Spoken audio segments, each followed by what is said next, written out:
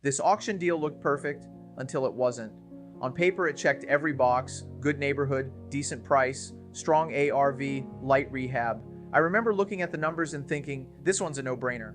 Auction day comes. I stick to my max bid. I win the property. At that moment, it feels like a win. Adrenaline kicks in. You think you just locked in easy profit. But that's where most investors get fooled, because auction deals don't fall apart at the auction. They fall apart after you win. A few days later, the problem started showing up.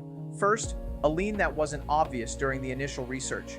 It technically survived the foreclosure, and suddenly my numbers were off.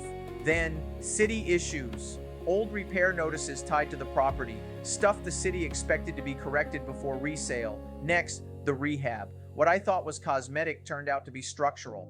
Costs climbed fast.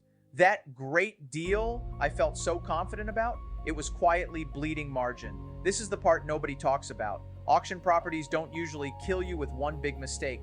They kill you with small things you didn't catch early, bad assumptions, incomplete due diligence, rushing because the deal looked clean. That's why I don't get excited about deals anymore.